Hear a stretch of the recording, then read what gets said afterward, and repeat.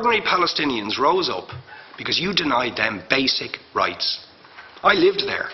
It was apartheid. It was racism. It was endemic. It was rotten.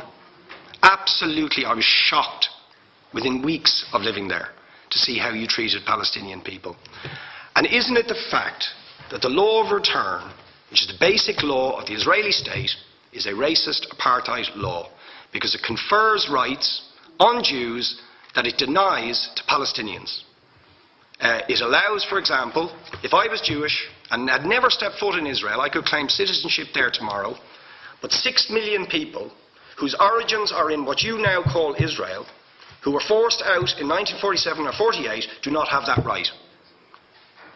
Isn't that part of the reason why the Palestinians are in dispute with Israelis? Because you deny them the right to return to their homes and to their land and to their villages, and that they have a legitimate claim, even under international law, to return, but you deny them that right. Why do you deny them that right? And why do you give that right to other people who have no connection whatsoever with the land, whether you call it Israel or whether you call it Palestine? Why do you continue to seize land, if you're serious about Oslo and the two-state solution? Why do you continue to seize land, which under that agreement is land designated to be Palestinian land?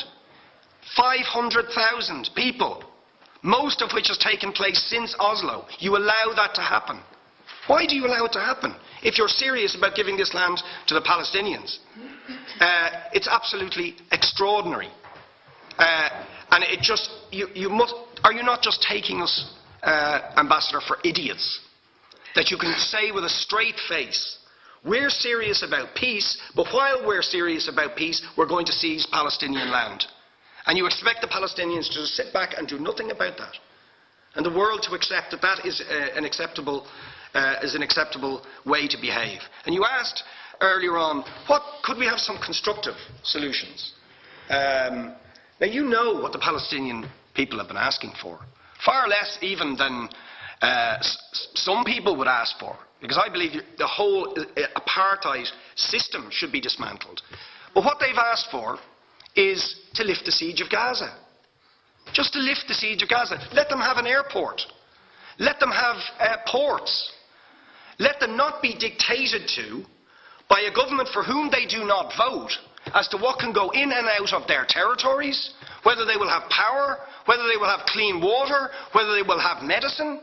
What makes you think you're allowed to have nuclear weapons and the fourth biggest army in the world and visit destruction on the people of Gaza, but they have no right to defend themselves?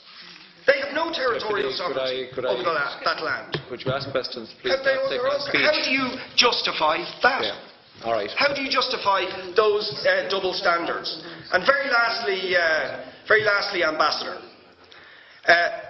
people like Bishop Tutu, Nelson Mandela, and I would certainly describe your state as an apartheid state, with different laws for people depending on their race or religion. Now, isn't that just the case? That, for example, at checkpoints going into the West Bank, there's a channel if you're Israeli or European, and there's a channel if you're Arab. Just because you're Arab. If you came into Dáil Éireann and they stopped you and said, "Are you Jewish?" "Oh no, sorry, you can't come in through the same entrance as Irish people or European people because you're Jewish," you would call that racism and apartheid. But yet, you practice that. You practice that with your checkpoints and your military barriers and your apartheid wall. How can you justify that?